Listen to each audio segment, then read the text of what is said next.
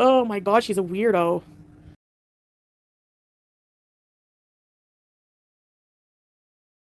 Hello, 'tis I, Fat Cow.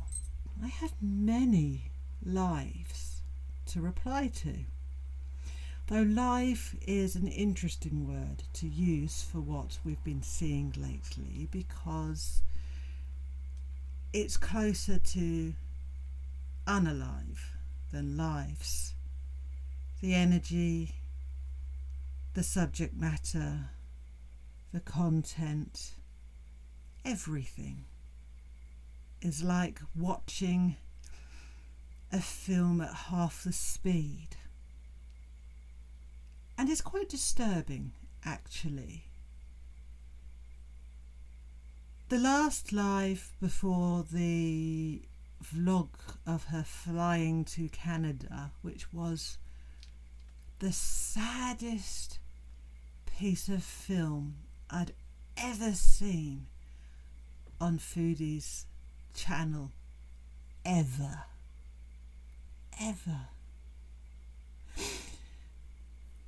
She was knocked out by her Conor McGregors, I think they're called.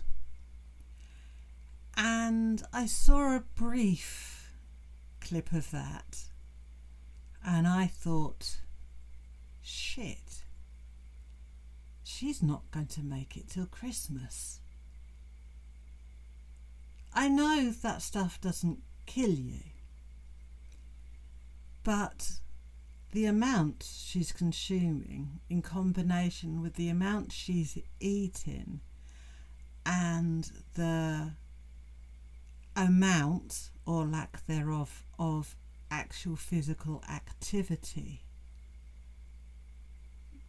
Heart Attack City will be her next destination. Regardless, let's get on with it.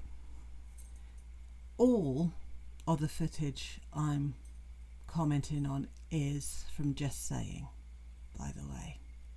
Excellent archive channel.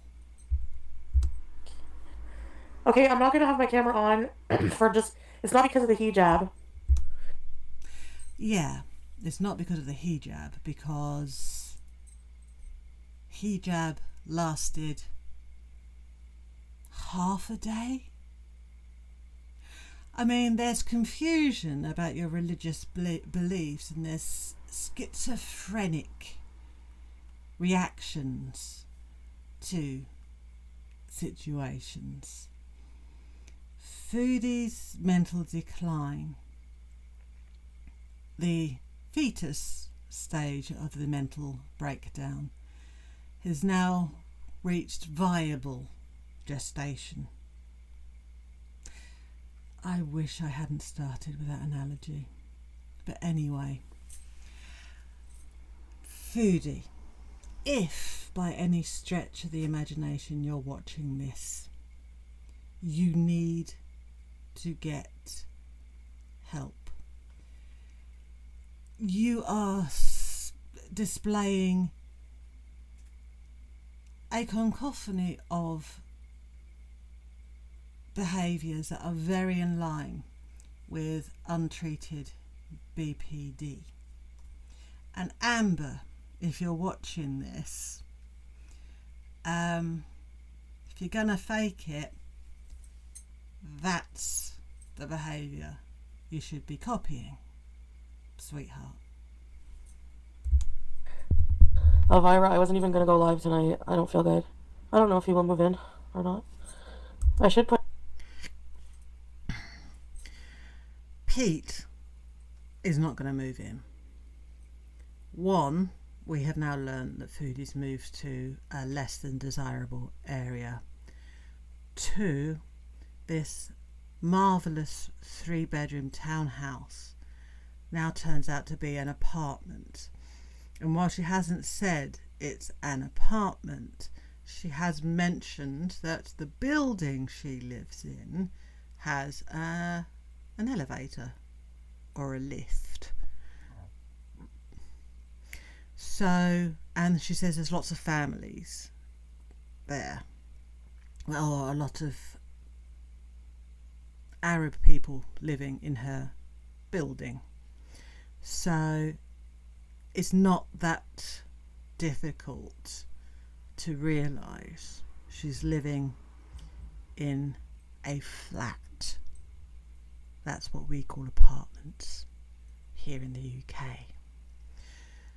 So Pete's won't move in because while essentially he's renting a room with people he doesn't like, at least he's not at their beck and call. Whereas he moved in with Foodie, he'll be renting a room with somebody he's bizarrely devoted to, granted, but will be her gopher and home care assistant and personal shopper. And out of those two scenarios, I prefer the living in a room with people I don't like, but at least I'm left alone option. Water in my CPAP now that I'm here. Yeah, the air's so dry. I'm pretty tired. Yeah, I'm gonna go to bed soon. I did take some NyQuil, so I'm drowsy. I was hoping for something in the dumpster at like Bath and Body Works would be cool, like finding some candles. Don't you think? Foodie didn't dumpster dive. She dumpster browsed. It's the dumpster diving equivalent of window shopping. And while window shopping could be a bit interesting in a vlog if the displays were particularly fantastic, say like at Christmas at Harrods, looking at the inside of a dumpster is not exactly, I think, what she kind of hyped it up to be. Think so? I need to go later at night. I know, but I can't physically stand it. I've been like on a kind of a day schedule these days. Yeah, I have no gear. I don't want to like. It actually really grosses me out. I find now than compared to before. Has absolutely nothing to do with the fact she physically cannot reach in to a dumpster and physically couldn't climb into a dumpster to retrieve the items. There literally could be a suitcase lying at the bottom of a dumpster with $1 million in cash in it, and she'd have to walk away because she cannot get in or retrieve it. Can go where Matt was hammered. What? I don't know how people drink, man. But then I guess some people who drink probably don't know how I can have cannabis and stuff. Day schedule is better for your body, yeah. With regards to Foodie's cannabis thing, nothing is improved in life by pretending it's not happening, or if you can't actually pretend it's not happening, by obliterating the ability to have any conscious thought whatsoever. That's not a solution to anything. It's a short-term solution, an instant gratification, a living now and not in the future, which is very, very, very much Foodie's MO. She wants to feel good, and she wants to feel good now. Fuck the consequences in the immediate future, let alone the long-term future. Foodie is killing herself. Foodie said, once she gets to Canada and has the internet connection, you'll be able to see my face, and then proceeds to do exactly the same shit she was doing in Syria.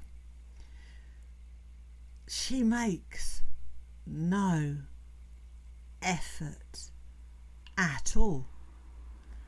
And I'm surprised she's lasted this long. Well, here's the thing, though. Like, I've been living a different life for 3 years. It's not like I mean, I don't know. Like, I can't force it, you know? I can't force to be messy. It's not cool anymore when you do that. It wasn't. You don't need forcing to be messy. I legitimately have no idea who you actually think you are. I legitimately think that you have no idea who you think you are. You really do think you changed in the last 3 years? Not in the slightest. You haven't changed at all in the last 3 years. There's been no growth. Nothing. It's remarkable, in fact, how little you have changed. The only difference between you now and you pre-Kuwait is your health and your weight. And while one of them is definitely growth, the other one is the polar opposite. Force, but I mean, now it will be. Like, if I, the type give us her bunk below to force. Scrape. Is the bonus couch good for stealing? Oh, yeah, very much so. Just let yourself settle in, yeah. Hey, Miller, I just got back from living in the Middle East for 3 years. It's very hard to just, like, discard all that, you know? No, I'm not going back. I don't know. Wake up, make breakfast, coffee. Depends if we had people over or not. I don't know if I could take on a few children, Lorena. Sasa, sure, but no. The reason Foodie was so enamoured with Sasa is because Sasa, with her learning difficulties and her disabilities, was very much a young child, but in a slightly bigger child's body. And she doesn't have the ability to judge, and therefore accepted Foodie for who Foodie appeared to be. Whereas most children are so brutally honest and say what they think that Sasa,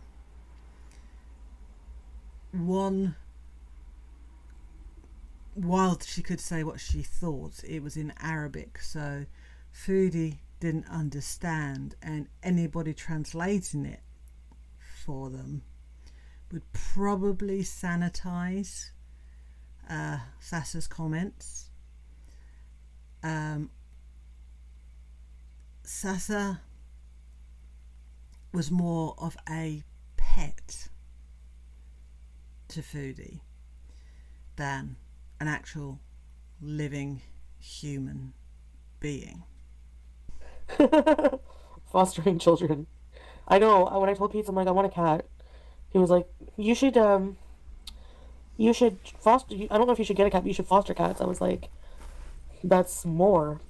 The thing about fostering cats is you have them temporarily and then you give them to new homes. And if there's one thing we do know about Foodie, is she's very good at giving them away.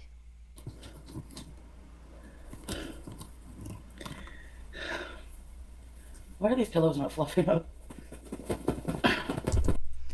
Because you keep sitting on them. I'm guessing you won't get notifications for this. I'm pretty sick, so I'm probably just going to be staying in for a while. I don't think she's sick in the way that she's portraying, which is, virus, bacteria. I think what she's been consuming in all ways in the last 10 days is finally, its side effects have finally kicked in, and she's going to be permanently sick from here on in. The bloke who drove me home was from Syria, but I'd never been to Syria. I was like, I've been there more than you.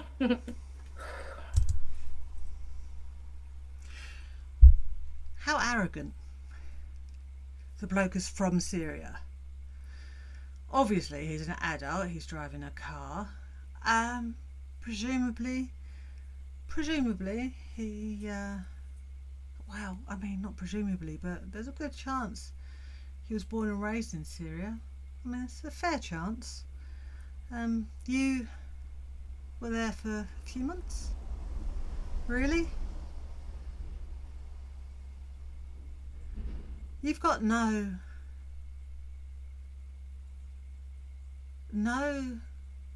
I don't know if empathy is the right word. We know she's got no empathy. But her inability to think about other people at all, and to take their circumstances into consideration, or their histories, or the lives they're having, or their health concerns, or anything. The inability to think or put herself in anybody else's place to try and understand them is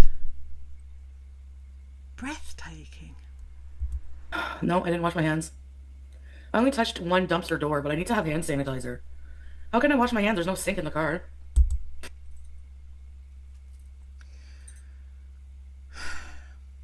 And she's not going to wash her hands before eating. The getting the food in the gob, the mouth, is more important than any of that stuff. And I'd imagine her biomes, her gut flora and everything could probably withstand eating literal dirt at this point. So when I feel better, I think I'm going to get a bus pass. And then we can go around town.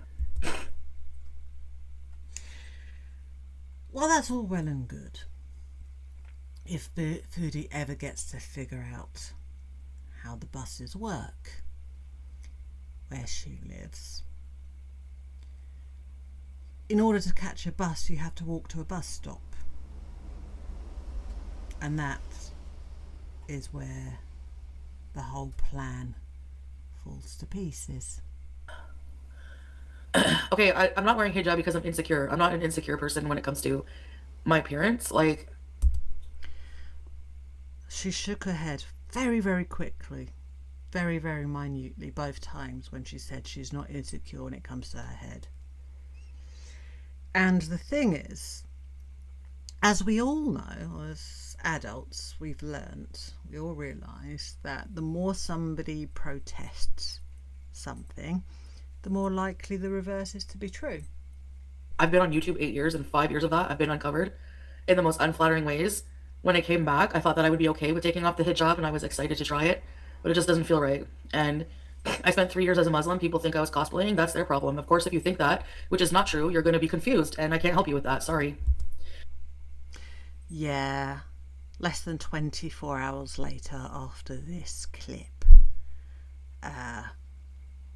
this whole I'm not cosplaying bullshit is revealed for exactly what it is, which is bovine poop. I'm not being controlled. I'm not even with Salah anymore. This is all me. I've never hid anything in my videos. What? The head shaking no, while saying confirming statements is, well, We all know rule number one, don't we? Sorry, I had to take my, you know, medicine. I don't want to go on camera right now, so it's just harder than I thought, like, breaking up, you know? I just, like, sometimes feel like I can't handle the loneliness. Like, I know I have to, like, make my own life now, and I don't fucking feel like it. I don't feel like doing. I've got to make my own life, but I don't effing feel like doing it. That sums up Foodie. Exactly. There's a lot of things she has to do, but she doesn't feel like doing them. Anything, laying and crying, and I know I try to remind myself that I wasn't happy there either, but I didn't feel lonely, you know? It's just like, I make coffee alone, I cook alone. It's just like there's no joy. There never was joy in your life, Foodie. Your life is joyless. It doesn't matter where you are. There's no joy, because wherever you are, you're there. There's nowhere on this planet you can go to escape yourself, and you cannot feel joy unless it's artificially manufactured. More comfortable here, yeah, but it's so fucking boring. Not even boring, just like, I don't know. I just. She means it's boring. Her life is boring. She's now going to backtrack that statement. But with Foodie, when she says something and then immediately contradicts it or corrects it, the first statement that came out of her life is true. And the problem Foodie's having, amongst other things, is she's actually bored. Some people would consider boredom a luxury. Just saying. Feel like I don't give a shit about anything. I wanted to be alone, yes, I did. But now that I am, it's like I'm never happy. No.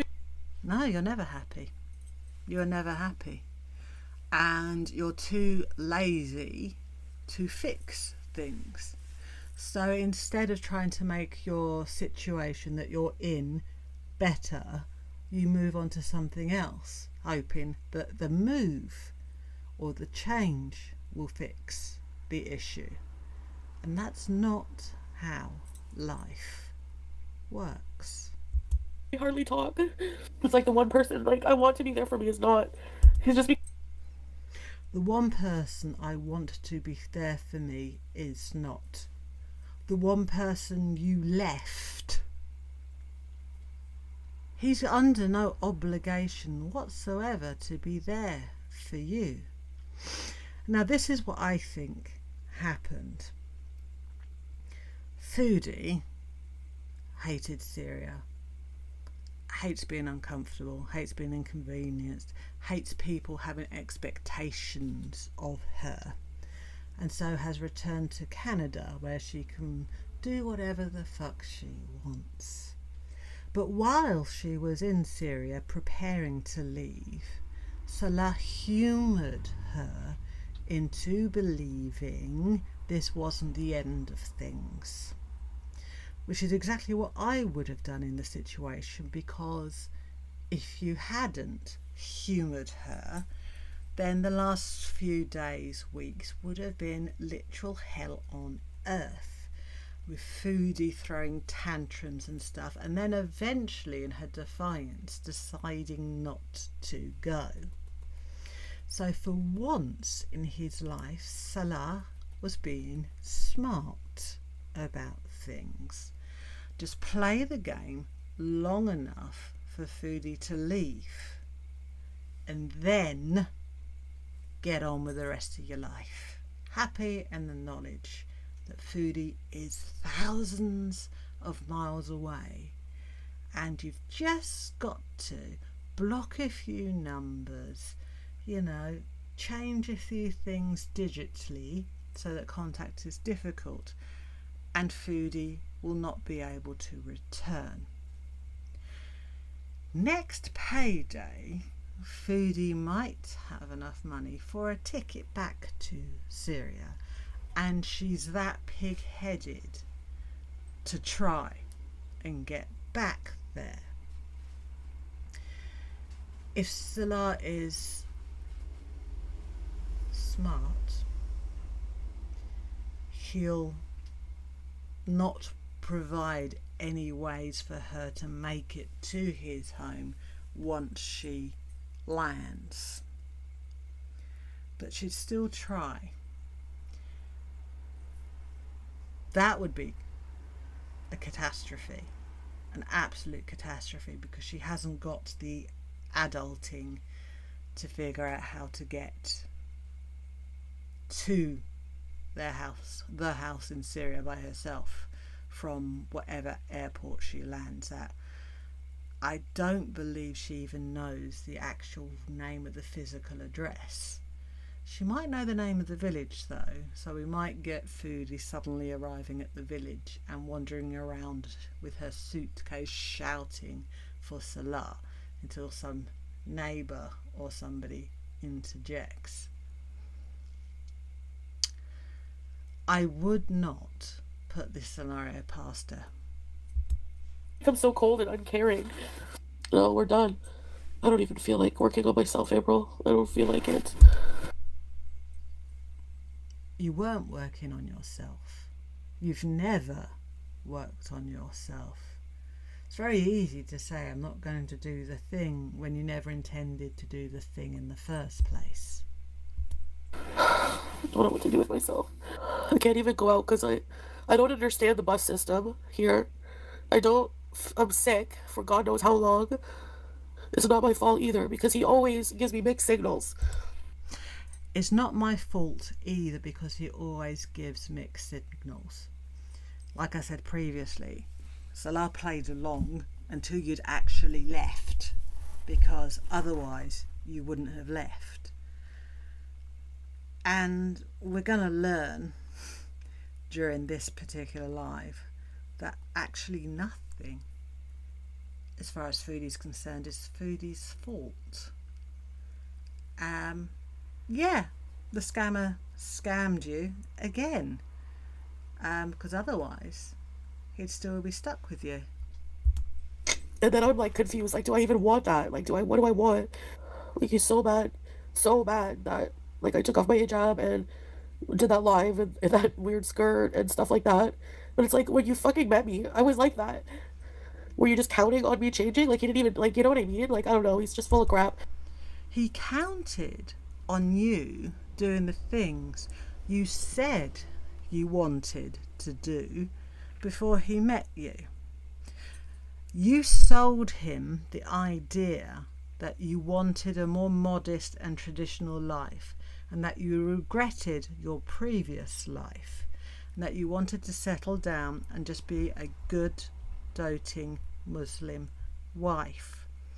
You sold that idea to him. He did expect you to change because he thought you wanted to.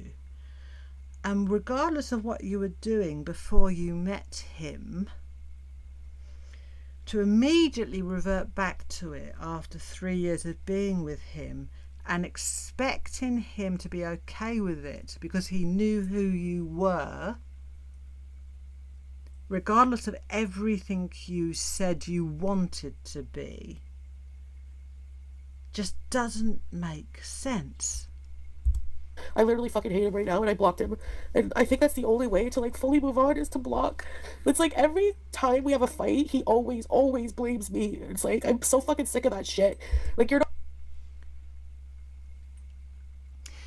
The thing about arguing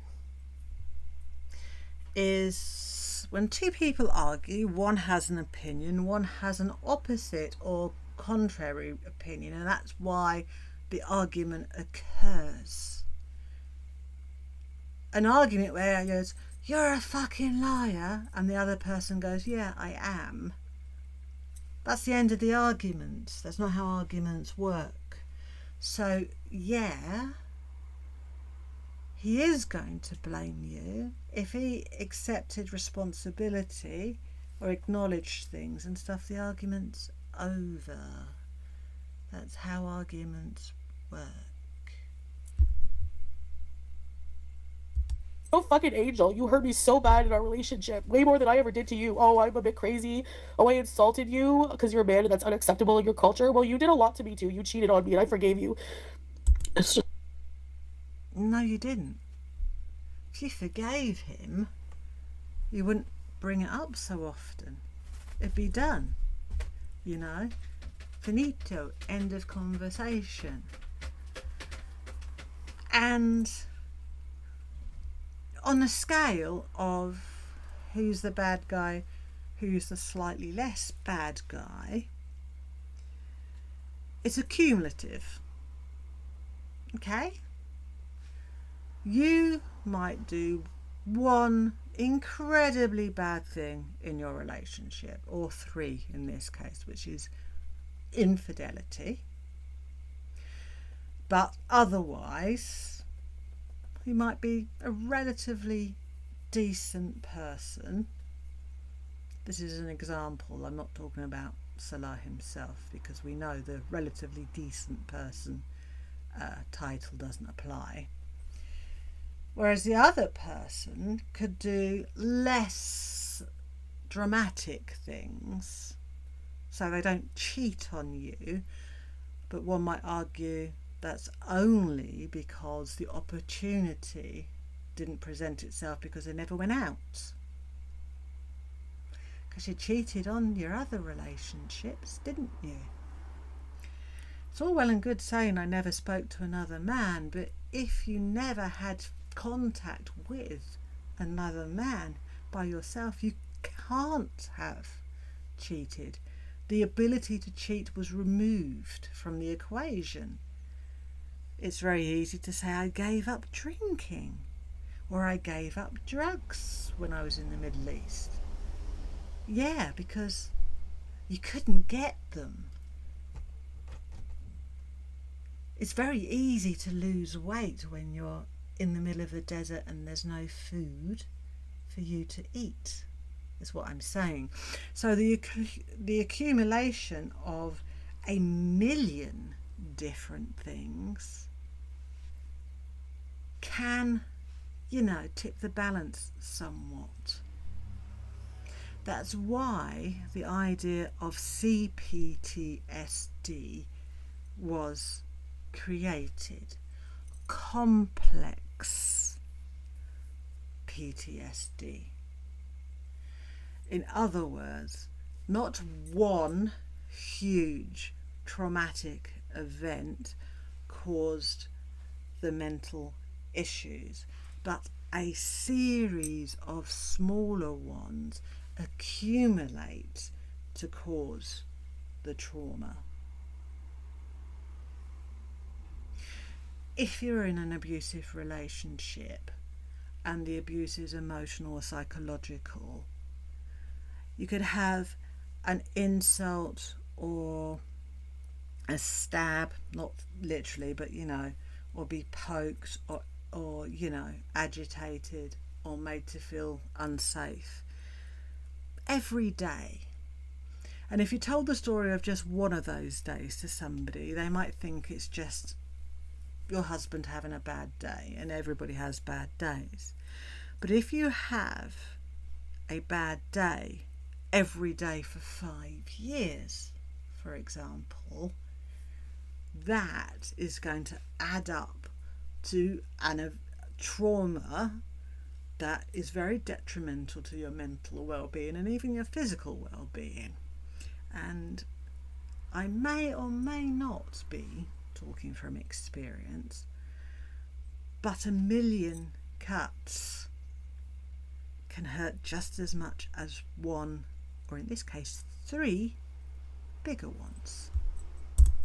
It's never gonna work, and that's just hard to realize because it's like here I am back to square one, alone in a fucking apartment.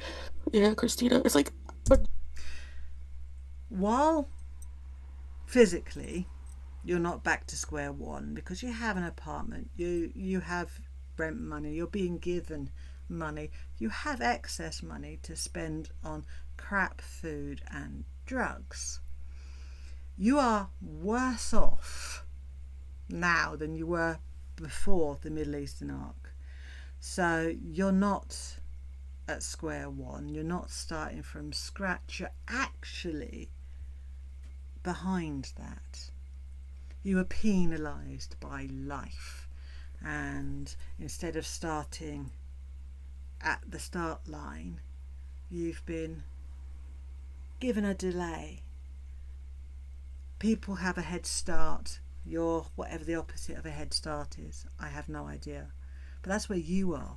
You're not even starting from scratch. Materially, you're a few steps before scratch. But everything else, you're at a major disadvantage. You've actually made your situation significantly worse for this whole Middle Eastern arc. Julia's there, you know, so it's like, if I want to find out about her, but maybe I should just let her go. Like, I wish she was here. I know I have everything I wanted, and I'm still not happy. I don't think he would do anything. And that's the issue, isn't it? You got everything you wanted, and it still didn't make you feel better. Nothing will make you feel better. There's not a thing on this earth that will make you feel better for longer than an instant. No food, no sex, no drugs, no men, no relationships. Nothing will make you feel better for longer than an instant unless you get some therapy. Julia, but like, I miss her, and like, how am I gonna find out how she's doing unless I talk to him? Yeah, he did threaten me because we were fighting so bad at the end. Because Julia to Foodie is the same tool as leaving something behind in somebody's apartment so that you have to go back. Julia is Foodie's Middle Eastern equivalent of the CPAP machine at Nada's. I didn't want to be with his family every fucking day. I just wanted some time alone with him, and he's like, well, here people. She seems to forget that Salah told her not to come to Syria. He told her, do not come. And while he entertained remotely the idea that they were still together when she was in Canada and he was in Syria, he'd already, in his mind, ended the relationship. As far as he was concerned, he was never physically going to see Foodie again. Now, I think his plan all along was to get to Canada, and she still thinks, or now she still hopes now, that that's the plan. She probably is less convinced it's the plan now, but there's still some hope. But up until a couple of weeks ago, Foodie was under the impression that Salah wanted to come to Canada. And he let her believe that because obviously telling Foodie, I have no intention of following you anywhere. Once you're gone, you're gone. And I wanted you gone when I had to leave Kuwait, but you didn't. You know, you did what you wanted. So I tolerated you for a bit longer.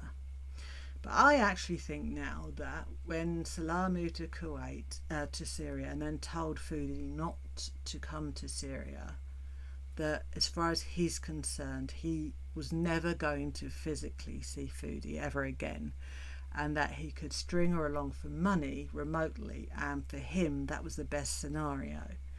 Foodie's money without actual Foodie. But Foodie being stubborn, she came anyway. the relationship for him was over in July.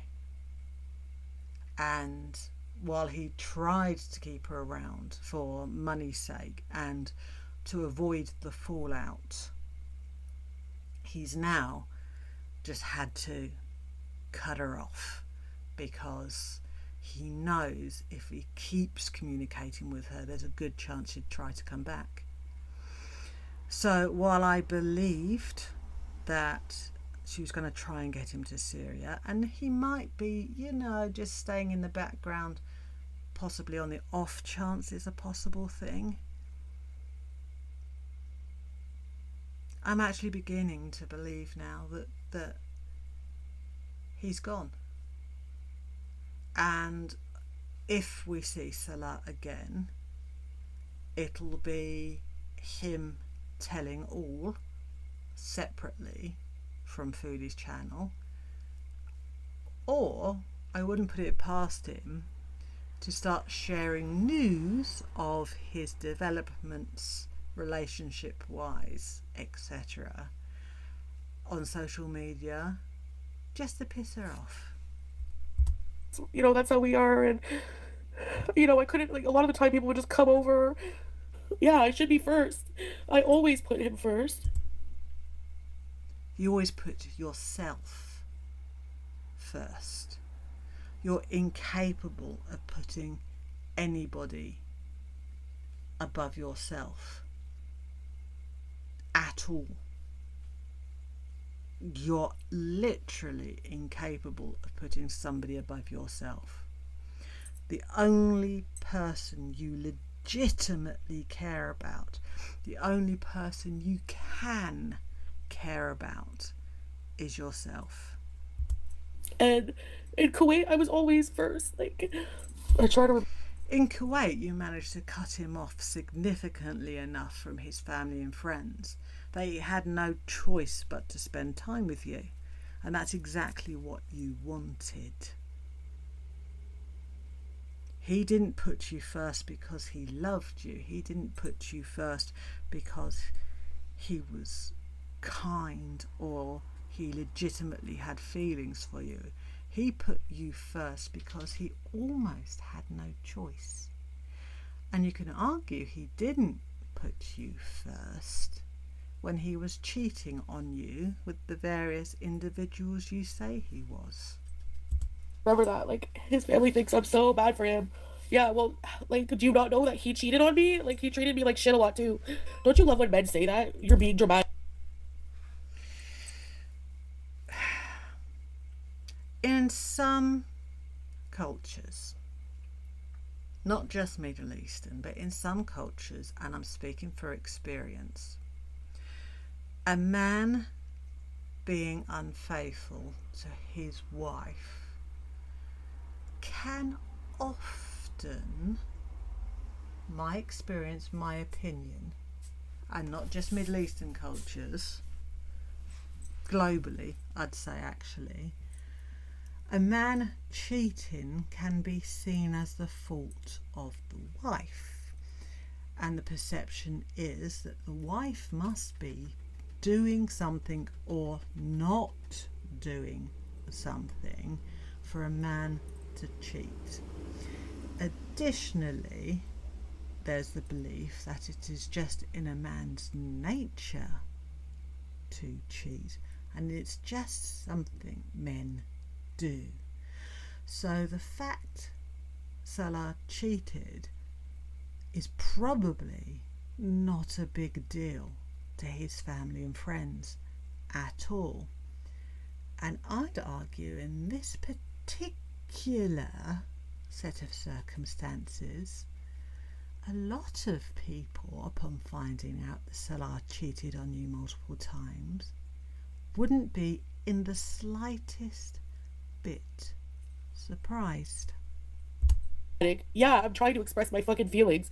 It's like they don't want to hear anything about your feelings or emotions that they've put onto you.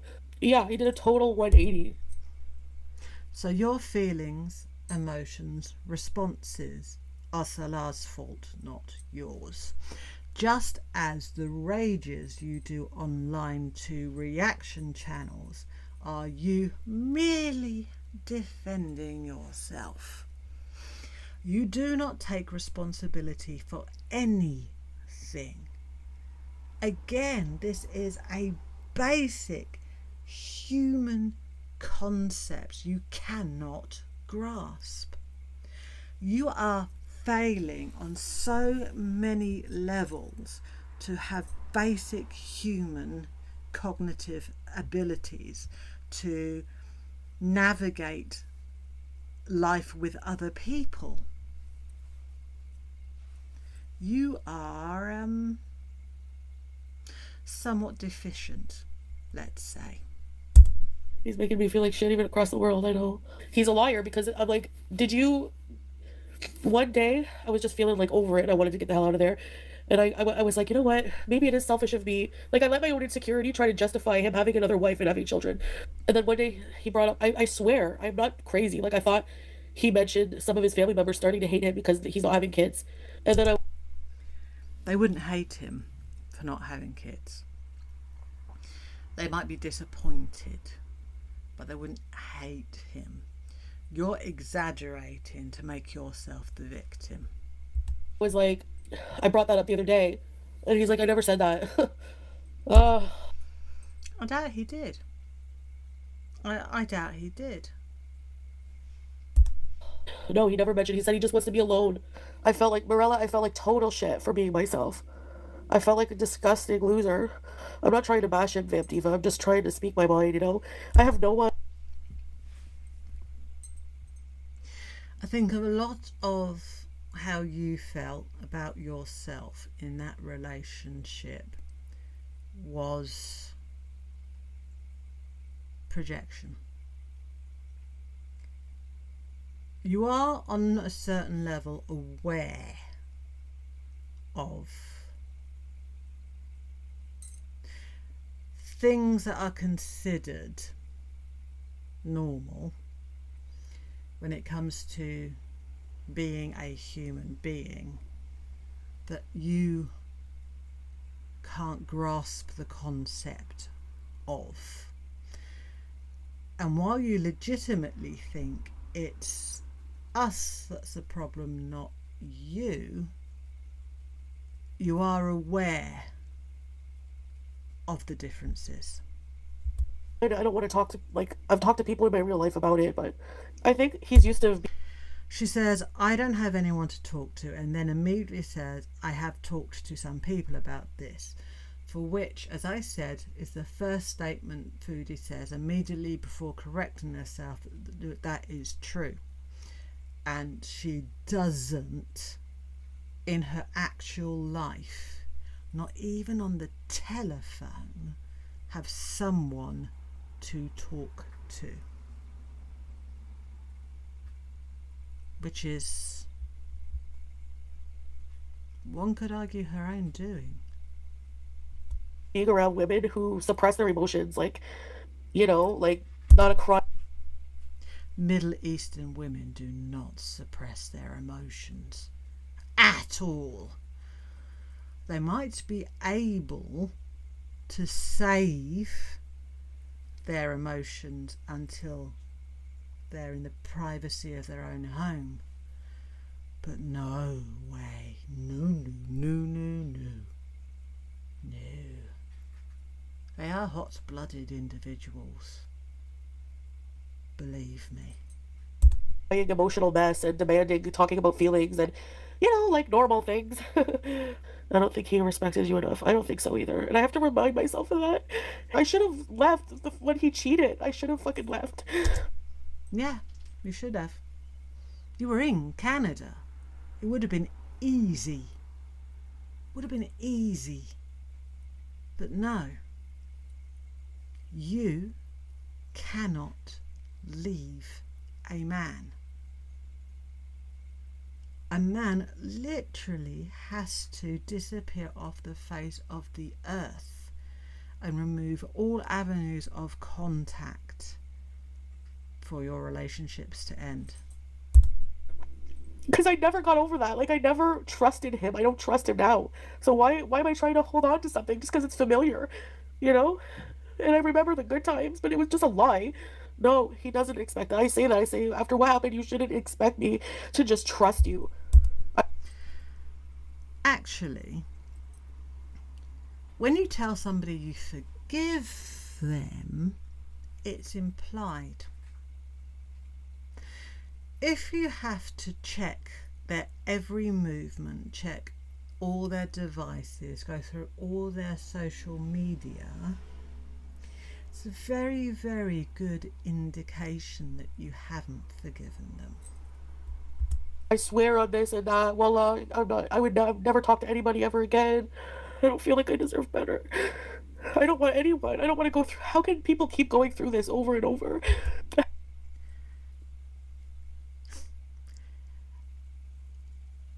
If somebody said they were never going to talk to the opposite sex ever, ever again, that's unlikely, because contact with other people, unless you stay at home, is unavoidable. Being on social media means people will message you. I have men calling me to sell me things, for example, car tax, car insurance, internet plans and things. It's actually impossible to avoid contact with the opposite sex unless you lived in a monastery or a nunnery.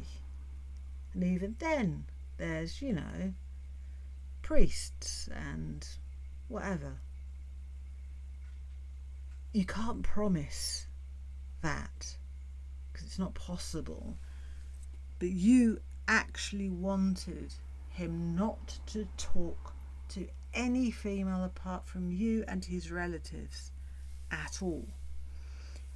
And that's just not possible. And even if he spoke to a woman who was legitimately just his friend, you would not have accepted it. I feel like it's just like honestly a man thing. I don't think I could ever trust another single man. But he's young. It's not a man thing. You cheated on the majority of your relationships. It's a person thing. And he's not young. If he was 19, maybe. He's in his 30s. He's a mature adult. You cannot use that as an excuse. There's only 10 years fucking difference between you. Young. He's like really young. Because like a part of me like wonders like I was so forgiving about what happened because I didn't want to leave him, but also I wanted to give him another chance. And also I felt like sympathetic to his situation, being younger and oppressed. That's because when you cheated on your other partners, you justified it because you didn't feel loved by them, you were starved of affection, that kind of thing. So in your mind, you allowed his excuses, as long as his excuses didn't involve not desiring you. Sexuality wise and like he's human, but I need to just forget about him. It's unfortunate that Julia's there. Maybe someday, I don't know. I just have to forget about them because I can't unblock him and even talk to him at all because it's just hard. Yeah, I never thought he would have ever done that to me. Oh, stop living in the past. Well, I like the idea of having a husband, like someone who takes care of you and cares about you, someone to go through life with, you know?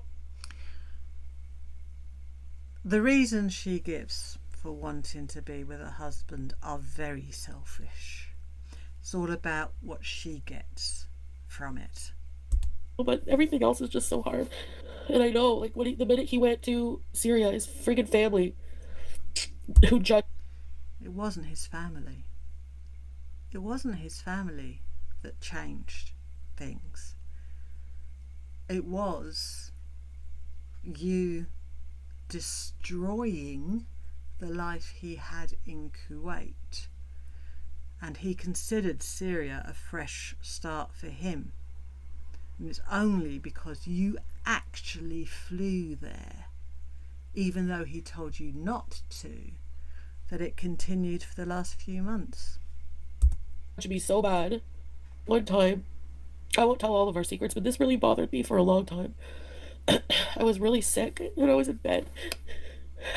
I was really sick. I couldn't go anywhere. And this was in Kuwait, and he was like, I'm gonna go see my dad. They invited me for lunch. Sure, no problem. And I didn't trust him fully, right? Because from what happened. So when he got back, I woke up and I was like I had a really bad flu or something. I was so sick. And he's like, I'm hungry. Like he's dumb.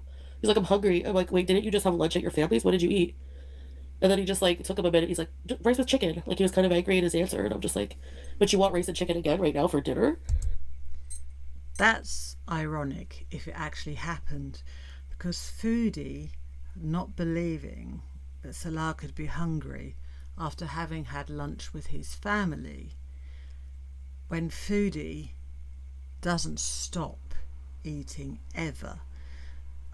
The concept of being hungry after already having eaten a meal is not something that's alien to Foodie. And he was like, I didn't eat much. Like he got really defensive. And then I was like, send me a picture. Like, did you take a picture or anything? Anyway, he sends me a picture of like a mosque near where his family lived, his dad lived. Something didn't feel right. Why ask him for a picture? I don't take a picture every time I see my mum, which is once a week, by the way. I don't know how much longer later, like maybe a month later, he fell asleep with his phone open. So I maybe it's wrong to do that, but I didn't trust him, so I checked it, and there was photos of him and this like non-hijabi like Arab girl at a restaurant. They were at like a table. And there was like he had his arm around her. Let's say this photo exists. How does she know it was from the day he said he was going to see his dad for lunch? Did she remember the day, exactly the day that he claimed to go for lunch, the date? And then when she looked at his phone, which is wrong, by the way, in my opinion, and she saw that photo and saw the date, she put two and two together? This story doesn't exactly sound entirely plausible in the way that she's telling it. Do I believe the photo exists? Well, for it to be on his phone, he either had to get someone else to take it, which I would imagine if he was cheating on her, he wouldn't want a photograph of him and his mistress taken on his phone by somebody else, or someone else took it and sent it to him, which again seems a bit odd. But let's say this photo exists on Salah's phone. A non-hijabi woman, and he has his arm around her. One, I thought public displays of affection were frowned upon, and Salah always made a very big effort not to touch you in public. So if he's willing to have a picture taken with his arm around a woman in a country where PDA is frowned upon, and he doesn't do it with his wife, that might imply he doesn't want to be seen doing it with his wife, but otherwise he's actually quite comfortable with it.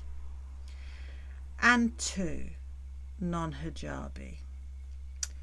Now, I lived in the Middle East, blah, blah, blah. Men who are going to cheat on their wives don't usually approach hijabi women to have affairs with, because it's kind of assumed hijabi women have some sort of religious beliefs that make it unlikely that the man would be successful in scoring with them. They tend to approach women who seem less faith motivated. That's why foreign women get hit on so often, because there is, unfortunately, in my opinion, an assumption that foreign women are easy. He doesn't want to marry the non-hijabi woman. He just wants to get laid. It's not, a personal attack on you and his insistence on you being a hijabi. The standards a man holds for his wife and the standards he holds for his mistress are very, very different. And then I freaked out and I shot the phone at him. And I was like, you motherfucker, just freaking out. And he got up. I left the apartment. And I was like, I'm leaving you. You are such a fucking disgusting liar. Hada. Where would you go? When you left the apartment, where would you go?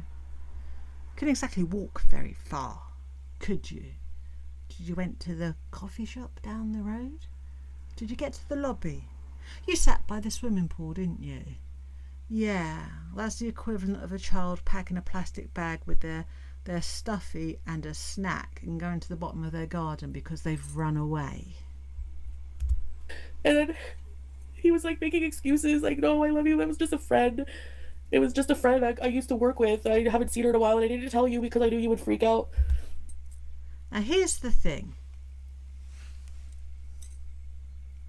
In my experience, Middle Eastern men are quite affectionate with their friends, male or female.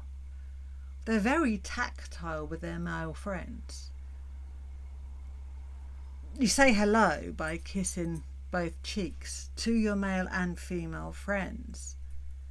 Sometimes the men hold hands as friends. I'm not implying anything here. Sometimes they hug their female friends because they're friends. There's no thought behind it in a sexual way. It's almost as if men and women could actually be friends. My husband hated me having male friends, and while never directly forbidding me to have them, always strongly implied that the only reason they were friends with me is because they wanted to fuck me. And in the end, I stopped having male friends because it was just easier than, the backhanded words of my husband. I'm like, how come you freak out if I have a hair showing, and you go and have a fucking coffee or whatever the fuck you're doing with a non-hijabi? Almost. Because he's not married to her. There's a good chance they're just friends. And because they're just friends, the fact she's shown her hair is of no consequence to him whatsoever. She's not my wife, she's just a friend. I would never be with a non-hijabi. I would never cheat on you. You can't cheat. It's not Canada, it's Kuwait. We didn't cheat. We just had I knew her he said from university. And I'm like, it doesn't matter. You lied to me. You told me you deleted any women from your phone after what happened. And I swear on God, I never talked to another man when I was with him. Never. It's because you couldn't. You didn't have the opportunity to. You literally did not have the opportunity to. And then he just now blames me for our relationship unraveling. There's so many things wrong. We could never be together. Yeah, the friend with a woman. Yeah, that was him. I didn't want to say anything because I didn't want people to hate him. Same thing with. We wouldn't hate him because he cheated on you. Not at all. In fact, I'll be as bold to say that we weren't in the slightest bit surprised he cheated on you, because we don't consider what you had as a marriage. You can't cheat on your wife if your wife is a business arrangement. You see, in his brain, he was probably still single. On paper, maybe you were in a relationship, but in reality, no. You're expecting him not to have relationships because he's living with his invalid aunt, basically. You wanted him to pretend to be in love with you and pretend to be in a relationship with you, but also to pretend, not just publicly, but to pretend to you he was committed to you. And he didn't hide the evidence very well. You would have been fine with him sleeping around as long as you never found out about it, I think. It would have suited you fine to live in ignorance. That turd. Except Salah wasn't abusive. But he was starting to be more and more in Syria because I feel. Again, the first thing she says is the truth. If she immediately corrects it, it's a good indication the first thing was the truth. Salah was never abusive. Just take that now as canon. She corrected herself because she wants to set up the victim narrative. And the reason he was not abusive in Syria, but less warm, is because he didn't want you there. He told you not to come. Like, he feels like it's a right there to treat you, you know? His phone was, again, similar thing. It was on lock, but on the lock screen, I saw a message in Arabic, and it was from a woman. It could have been the same person he had the lunch with. I don't know. I was like... Unless he saves all his contacts in his phone in English, how did you know it was a woman, seeing as the message was in Arabic? The leap you've taken from seeing a message in Arabic and assuming it was the woman in the photograph is quite extraordinary. Who's this? And he'd like deleted it before I could even ask him about it, like before I could even like try to screenshot and translate. So he was like, it's not... Do you hear yourself? Before I could screenshot a message on my husband's phone to translate. That doesn't strike you as odd or excessive behaviour in any way at all. You legitimately don't think there's anything wrong with doing that. You think it's normal to screenshot messages from somebody else's phone to translate behind their back. Like, that's... he deleted it so that there's no proof, but he would like, if it's nothing, you shouldn't delete it. It makes you look more suspicious. That's the person. It wasn't really a low-cut shirt. It was just like, it was a normal like modest shirt, but like it was tight against her body, and she was hiding her face with her phone, and she had like long hair, and he's like, oh, it's a... She was slim. She wasn't expected to hide anything, and she had long, presumably luscious hair. So, not only are you presuming Salah had an affair with this woman, she's the polar opposite of you. And the fact that every woman you suspected or caught with him cheating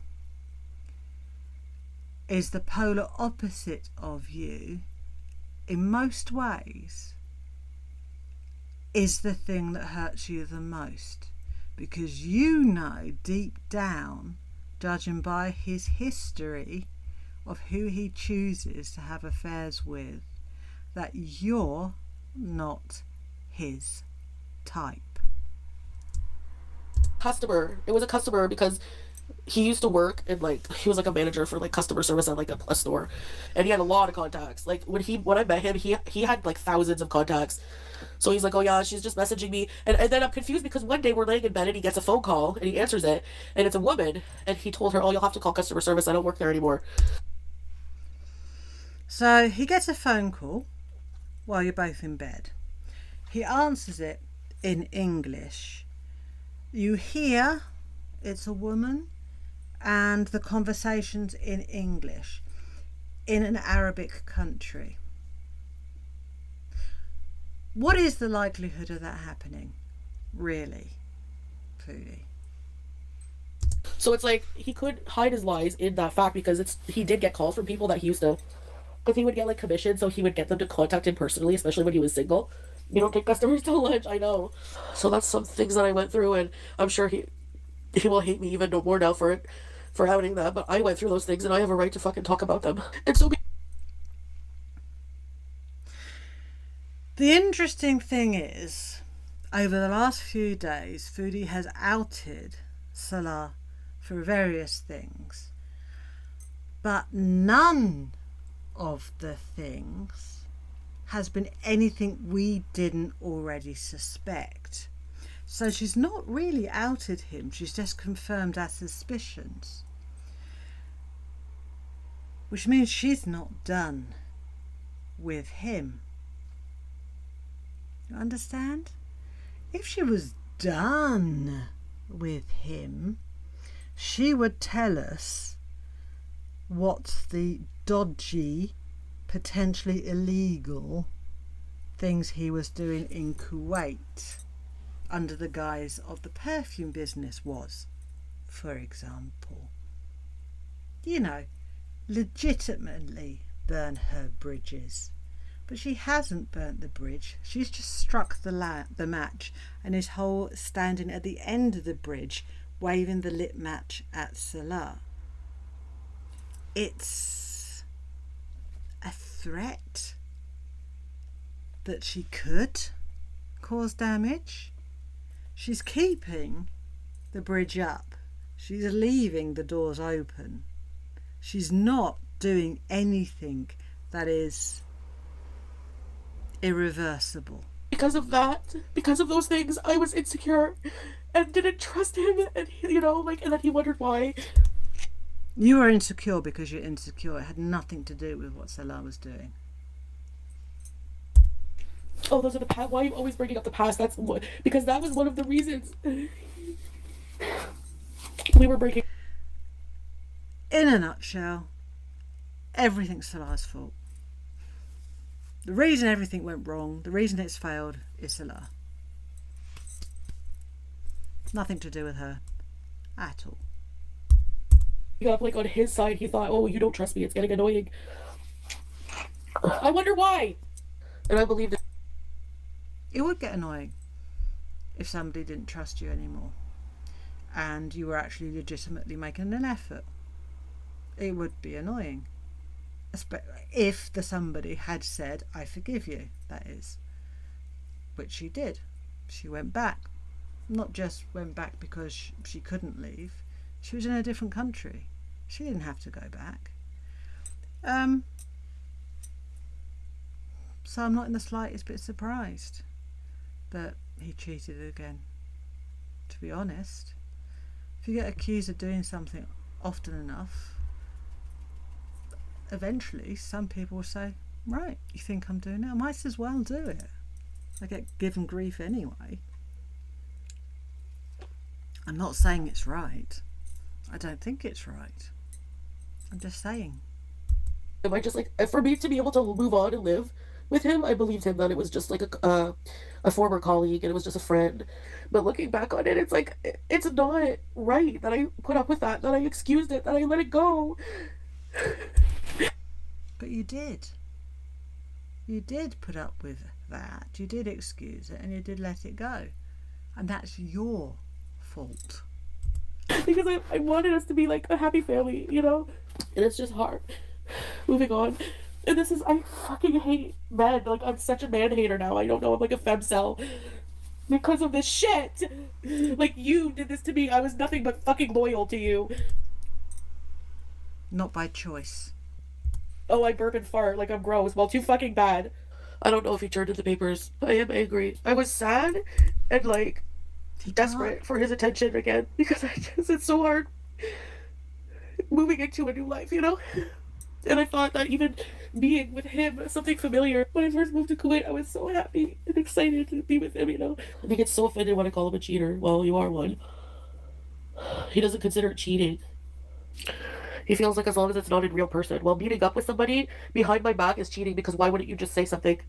Oh, because as a married man, you're not supposed to be hanging out with other women. Period. Wasn't Mare alive when she said it wasn't cheating with Kybella because he never physically met her? She did say that, didn't she? But if he considers it cheating when I go into Pete's chat to say hi to my best friend. And I guess I'm better off being alone. That's why, like, all the time in Syria, like, whenever he would go anywhere without me, I would freak out. And then he would get mad. Yeah, but I can't unmonitor. Like, why wouldn't you just say something? Oh, because as a married man, you're not supposed to be hanging out with other women. Period. But if he considers it cheating when I go into Pete's chat to say hi to my best friend. And I guess I'm better off being alone. That's why, like, all the time in Syria, like, whenever he would go anywhere without me, I would freak out. And then he would get mad. Yeah, but I can't unmon unless he comes in, Dina. I don't want any man. I don't want any man.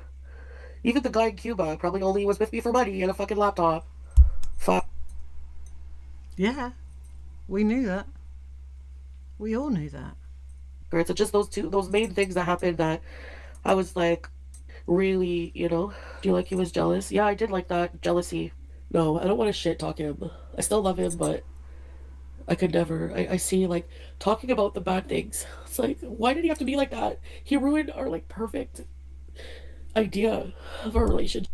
The perfect idea of a relationship. He ruined her perfect idea of a relationship.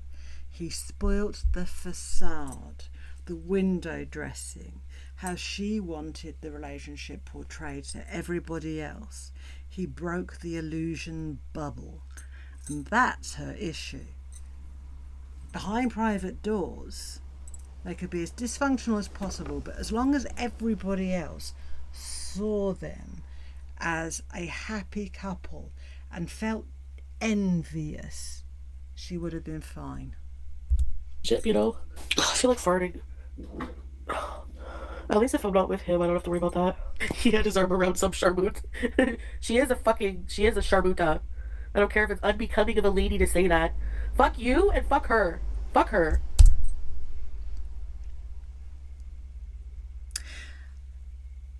There is the argument that unless she was married to somebody else, a single woman being with a married man, out of the two, the married one is possibly doing something worse, especially if the single woman didn't know the man was married. It's very easy to blame the mistress, isn't it? Anyways, I just know his family's probably down there thinking, trying to console him for being with a wicked West woman. And him too. Oh my god, what you've been through. All the farts and sharts. Yeah, what about me? Fuck off. What about me? I had to put up with cheating from your fucking son. Okay? So all of you can shut the fuck up. There, I said it. I'm tired of this shit. My family liked him. My family didn't have a problem with him. And they accepted me forgiving him. They never judged, like, they know I'm an adult. They don't interfere like his family does. That's because your family knows there's no point in saying anything. You're going to do what you want to do. Your family doesn't interfere because there's legitimately no point. You can't have a successful marriage when your family is constantly in your fucking business. Oh, and he broke the seashell that he made for me, that seashell keychain, because we were fighting so bad. And of course, his whole family knew about the fighting. We started fighting. I was pissed because he said he was going to be gone for 2 days. And then he messaged me and said he's going to be 3 days. And I was freaking. Of course his family knew, because he was with his family when you were shouting down at him on the phone. and he broke the keychain. Why is that information, a thing that you felt need to say? You're just showing him for being petty, possibly, but that's not exactly, throwing him under the bus. We know the keychain existed, and we know we never saw it ever again. So we knew at least he never gave it to you. It's exactly the kind of thing you would do. Exactly. You're both as childish as each other. I wanted to go to Latakia, me and him. I didn't want him to bring. He literally brought 16 people. Oh, well, my cousin is down from Germany and he won't ever get to go. And we do things in groups here because it's safer. It's very. Both those reasons sound perfectly reasonable to me. Somebody came from another country to visit. Yes, you'd want to spend as much time with them as possible. And travelling in numbers is safer. Why not add another 4 people to the mix? Make it an even 20. Come on, everybody. Reduce the possibility of me getting hurt by putting other people in the mix. That's why fish swim in shoals. Very dangerous in Latakia. 16 people! And I would just have to accept that. My feelings didn't fucking matter. Yeah, I didn't want to say he broke. You decided not to go. You. It was your decision not to go. Okay. He's definitely marrying a cousin. Yep. I find that really weird, marrying a first cousin, but that's how they do things. Bring in the. Yeah, that's how they do things. There was no need to bring that particular aspect of that culture and other cultures up. There was no need. Whole tribe, cultural differences, I know, but I didn't have enough. No, I mean, I made do with the food. I didn't want to seem ungrateful, but and I wanted You didn't make do with the food. You ran out and threw a fit. him to have fun. And that day that we were supposed to go, I was just I need to get out of here. I can't go. I can't go. I freaked out. Yeah, he doesn't seem sad at all. I know. He did when, He's not sad. He thought he'd got rid of you in July. He's not sad. A little bit, and then yesterday he told me he's sick again. He had a cold or a flu, and his dad there and his family. He's been visiting nonstop with people. Salah, who never gets sick, conveniently is sick when Foodie wants to talk to him. He's playing her game. He's using her excuses to not do stuff, which is poetry.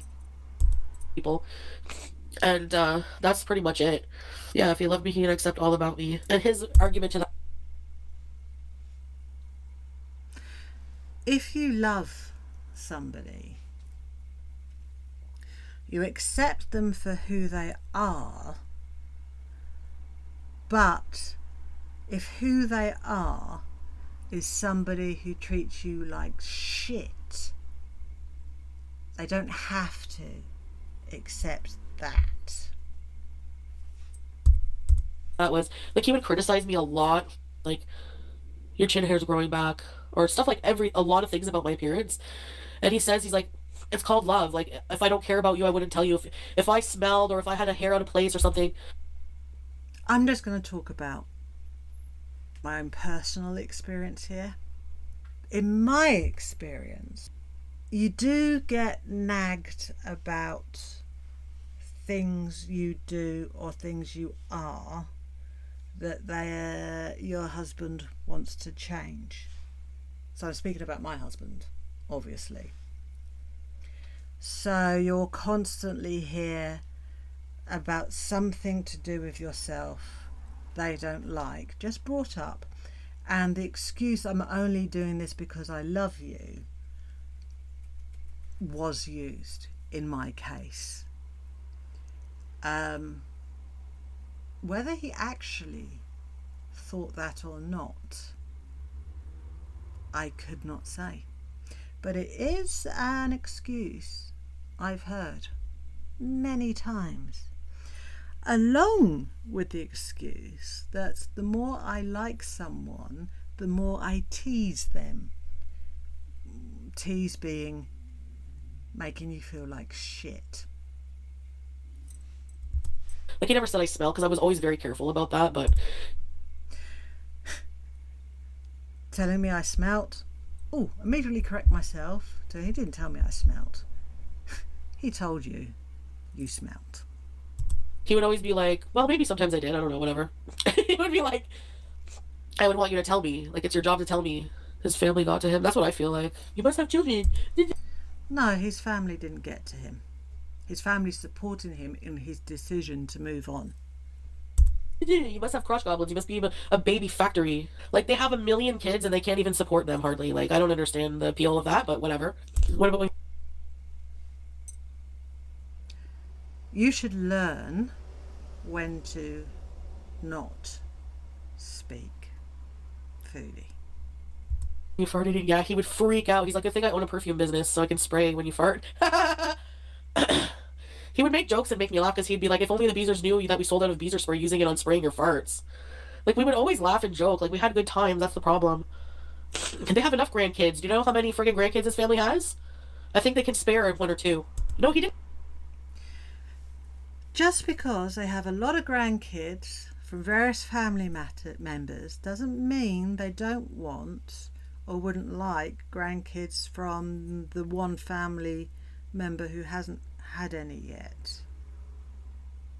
It's not about numbers. It's about wanting to see your grandson having an heir to keep the family name. It's not, oh, you can't have any kids, sweetie, because your sister had 4 and your other sister had 6, and that's 10's enough. So no, you're not allowed to procreate.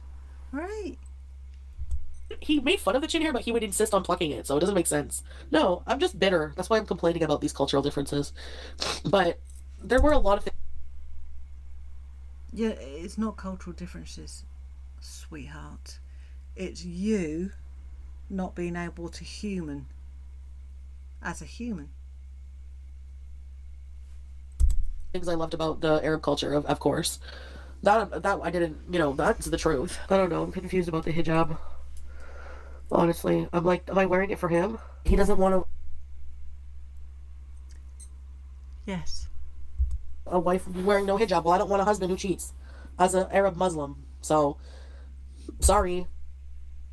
So, if he wasn't an Arab Muslim, say he was a atheist Klingon, it would be fine. Why did the Arab Muslim come into the equation? Just say, I don't want a husband who cheats. That works. Yeah, when I met him, he was more open-minded. He was miserable. He felt very confined. Maybe he's changing. Maybe he's changed. Maybe he's experienced Western culture, and he's like, okay, I'm gonna come crawling back now. He always pressured me. That's a distinct possibility, actually. It's not like you're very representative of the Canadian dream, let's say. Me to clean and stuff like that. Even though it would be clean. I wasn't always the cleanest person, but oh my god. Like, one time I was in Syria, and I had just done laundry and dishes and mopped the hallway floor. So I made myself some shisha coffee, sat down, started watching my show, and he's sitting there playing his game, and he looks at me and he's like, don't you have something to clean? And I was like, I freaked out. I was like, I just did. Like, we would fight a lot. Maybe his idea of clean and your idea of clean aren't the same. It's possible. Not like that. Like, I would talk back a lot. I was like, I just clean. Like, what? And it would like piss him off so bad if I was watching a show that was like a guy talking. He would be like, I doubt if it had anything to do with the fact that a guy who was talking, he just might be a show for he didn't like. I doubt his jealousy went so far as you couldn't watch a show presented by a guy. I think you're projecting too much. You probably didn't like him watching things that had attractive slim women with luscious hair. You know. Your show is giving me a headache. Why are you watching this? Salah had a pretty good job when I came to Kuwait, and he just got promoted. Like, he was starting a new position when I got there, and it would have taken a lot of his time. Like, the hours he would have had to work were crazy, and he wasn't super happy there. And so I was like, well, why don't we do a couples channel and make money that way? And you sold him on the idea before you got there that you would travel extensively, and one of the things he said he wanted to do was travel. And you took him to Thailand once, yet yourself left the country multiple times. And having just gotten a promotion at work, it would have been a really odd time for him to quit unless you offered him the idea of something significantly more appealing. The bottom line is you didn't want him to work because you want him to spend time with you. He worked for a little while, and then, you know, he was getting money from his business, the fragrance business, and he really wanted to do vlogs. Like, that was his, like, dream, to do, like, travel vlogs and stuff. So that's what we did for a while, and, When did you do all the travel vlogs? No, seriously, when? 95% of your content is you sitting at home. 99% of your content involves food.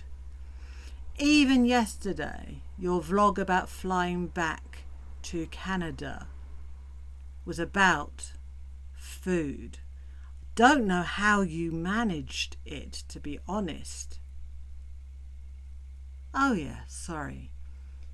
Your life revolves around food. The food you're eating, the food you've eaten, the food you had as a child, and the food you're going to eat, and the food you want to eat. he was doing other stuff, like, just, you know, that kind of, his business, he was making, you know, decent amount. And then whenever he left Kuwait, they had to pay him out, like, thousands of dollars. So he bought a car with that, fixed up the house and stuff. It wasn't my fault about leaving Kuwait. He didn't get his, it was taking forever. They always change the rules in the government in Syria, I mean, in Kuwait, which is why it was hard for me to get, like, that's why I was in Thailand for so long. I was waiting for, they changed something with the residency law, and I was trying to get, like, on a family residency. And then it took forever, and I just decided to go back and stay on, like, a travel visa. And then they, like, Why travel visa? Why even then a travel visa? Surely your marriage certificate would have gotten you all the necessary paperwork. You know, the civil ID, then the residency, or the residency and then the civil ID. Surely your marriage certificate would have gotten you that at least. crack down on, like, I don't know, there was something with his business. I didn't fully understand the reasoning behind that, with his fragrance business and stuff, and he was waiting for that to renew, and, you know, he was worried there was a chance it wouldn't, and he would, you know, have to, like, leave anyway, so he just decided to leave for Syria. And it just pisses me off because, like, I guess... How wonderfully convenient that all this happened exactly when you were actively in the process of fucking absolutely everything up and attracting the attention of the authorities. People change what they want in life, I do too, but he knew I couldn't have kids, and he's saying it's nothing to do with that, probably just not to hurt my feelings, but... It probably has nothing to do with it. I'd bet money that you not being able to have kids has nothing to do with what's happened. his family makes me feel insecure also. So he had to pay like a fee. He left with Julia, and that's it. But he got a decent chunk of money from being a partner in that, and then he inherited. Why would he have to pay a fee to leave? Unless he had overstayed his residency, that is. See, if you owe the authorities money for overstaying on your visas, whatever your visas are, you're not allowed to leave until you've paid the debt off. I'm just saying. He got his house from his family, right? That's his house, and he has land in Syria. I'll just. So he's got an inheritance of money. He's got money from the business. He's got a house in his name, and he has land to farm on or develop. He's set. Despite everything you did in Kuwait to ruin his life, he has the opportunity to start again. An opportunity that he didn't want you involved with, by the way. Be alone forever. Maybe, no, me and Pete's. Well, Pete doesn't like to travel much. I'll stay put here. But I can go on like a 2-week vacation, and Pete can just watch the cat. That's when I go. Oh, she's so pretty. She's so pretty. What the fuck is the face on that toy? Anyway, that's not the point. I personally, ignoring Foodie as Foodie for now, and her abilities as a pet owner, the amount of drugs she is currently consuming is so irresponsible and not conducive to looking after an animal at all. And I wish somebody would interfere. And I guess for someone like him, being not modest would be super unattractive, you know? But then don't get with someone. Like, get someone traditional. What the fuck are you doing with me? You probably said you wanted to change. You sold him the idea of something and then couldn't do it. Wasting 3 years of my life for heartache and what? Seriously, man. Pisses me off. It's so true when they say don't go out with a traditional Arab Muslim because they're just going to end up going back into their country, marrying somebody that their family wants them to. And that's a million. Who said that? You made it sound like it's some sort of proverb. She who marries a traditional Arab Muslim man should forever watch her back for infidelities. It's not Aesop's fucking fables. Who says that? 100 times correct. They don't see it as cheating. They can have more than one wife and mess around. See, as Muslim, that would be zina. So no, you're not supposed to. You can have another wife, but you can't commit zina. It's not okay. For once, that's absolutely true. Met Salah, I was on Tinder, right? And I linked up with an Arab man. Oh, no. Come to find, like, he just wanted to hook up. He had a wife at home and children. You're absolutely right. And I was like, what's wrong? That's the married man. Mr. 4 times, I believe she called him. She had no issues whatsoever with him cheating on his wife and the fact he had children, because his wife was in a different country, the marriage was arranged, he said he didn't love her. He had no issue whatsoever, and it would have continued had you not met Salah. Wrong with your wife? Like, why, you know? And he's like, oh, well, she's just become like. What's wrong with your wife? So even you, think that the only reason the married man was seeking hookups was because something was wrong with the wife. So even you think men cheat because the wives are doing something wrong. Yet, based on your idea of why men cheat. You're surprised Salah cheated. Interesting. Really fat, and I'm like, fat? She's probably thinner than me, but whatever. She's become really out of shape and lazy and depressed, and she just wants to, stay at home all day, and she's probably tired from taking care of your ass and your kid's ass. And yeah, it was a shitty thing to do to even meet up with him, but he told me when he got there. And I'm not, it's not really, like, I would never do that again. The minute a man would ever tell me he's married, ew, get out of my life, and I'm telling your wife. Bovine poop.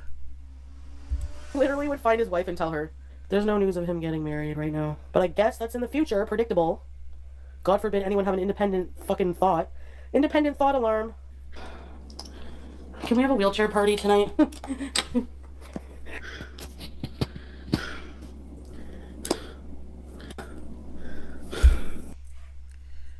And so, putting the hijab back on didn't get the reaction she wanted from Salah, just as getting wrecked and exposing her body didn't get the reaction she wanted from Salah.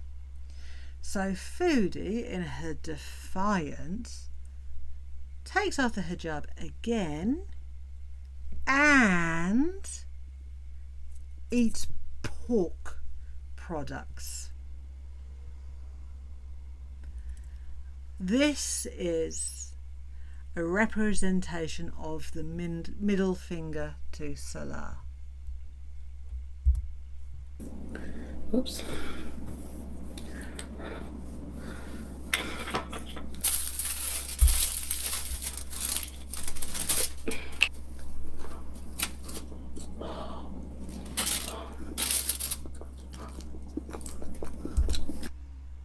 So, no hijab, eating pork products, and possibly exaggerating her disgustingness when eating. I know it doesn't take much. Okay, instead of exaggerating how disgustingly she can eat, she's not trying to hide it, let's say. You're so happy I'm back? What about me? Do you think I'm happy I'm back? What about my happiness? She's pretending she's joking, but she's not. I'm just joking. Like a weirdo. I look like a creature somewhere amidst evolution, but I'm not sure which era. I didn't block you, mean sugar. I have no idea. So I got some things here.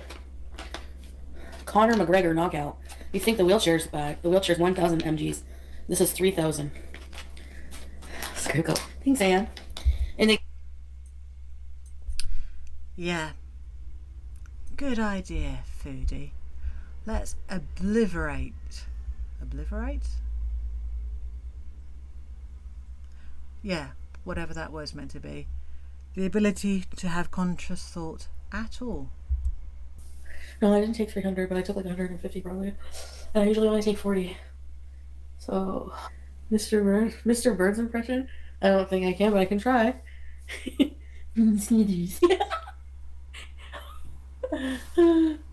What can I do? Make a pizza in the oven? Where's my eyeball? You're right. They're disappearing quickly. Yeah, so I have a oven pizza. I don't have a can opener. Oh yeah, I didn't take my meds. No, I changed the schedule because I've been going to bed late. I just forgot to do. Oh dear. I don't understand the mod situation last night. What was happening? What was happening? Yeah, I'm sick. Now someone is blocking and putting a lot of people in timeout.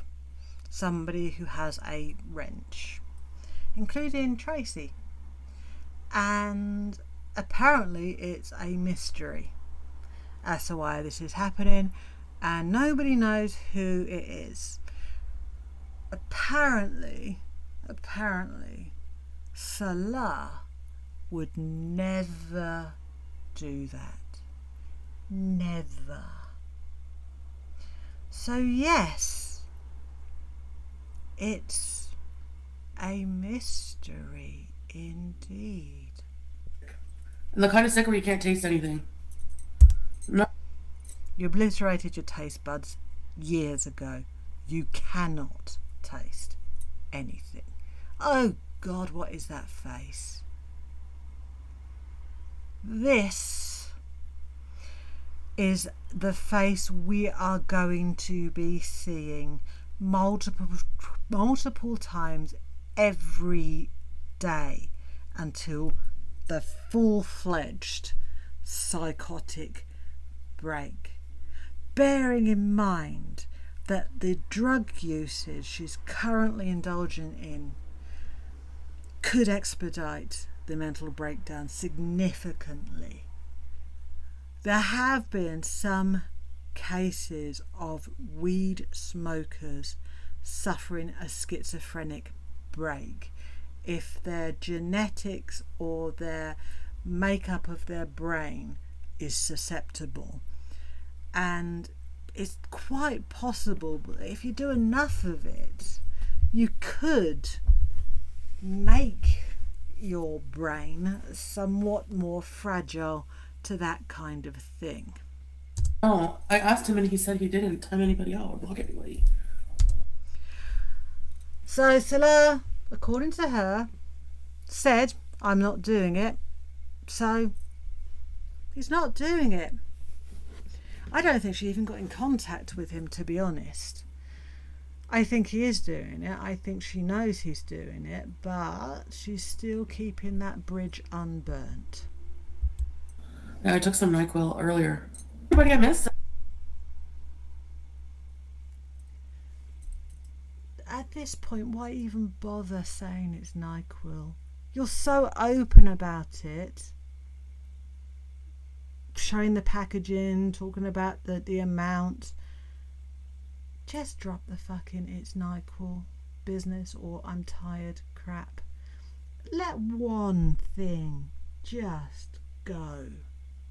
You don't have to lie about fucking everything. Sorry about that. I didn't give, because I gotta conserve my breath. I probably won't be on long, but what was that? I hear a lot of noises I don't understand.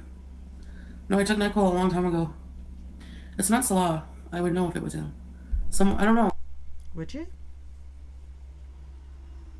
Legitimately, would you know if it was him or not? I know, Lauren, right? When you feel good, you're like, okay. Then when you get sick, then you realize, should have taken feeling healthy for granted. That's all. When was the last time you felt healthy? When was the last time you legitimately felt healthy? Why would I unblock him? Well, I know it's hard to understand why, because you have no emotional attachment or love for him. But if you put yourself in my shoes, I've been married to him for 3 years. That's why. And it's not that easy. He has custody of our child.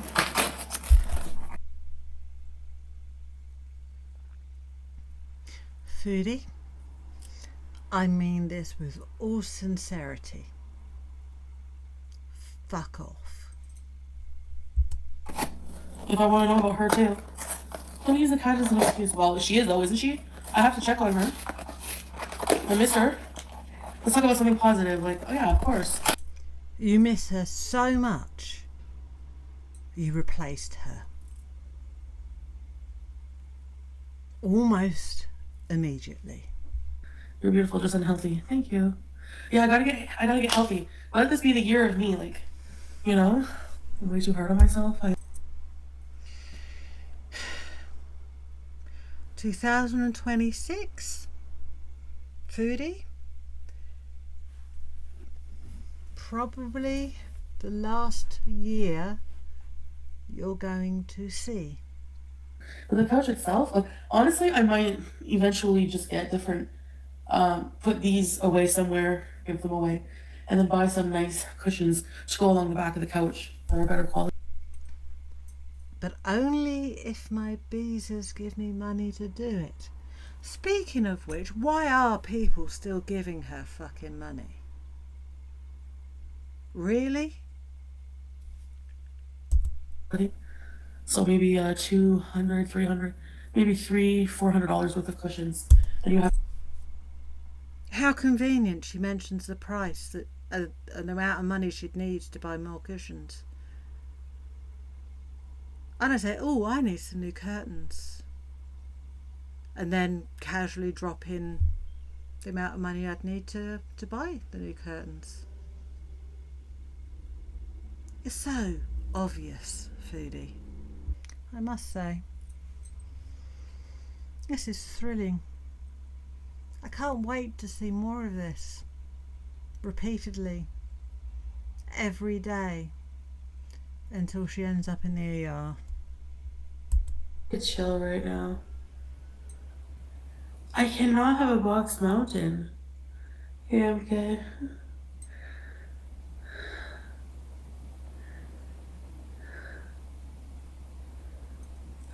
I cannot picture Salah living here.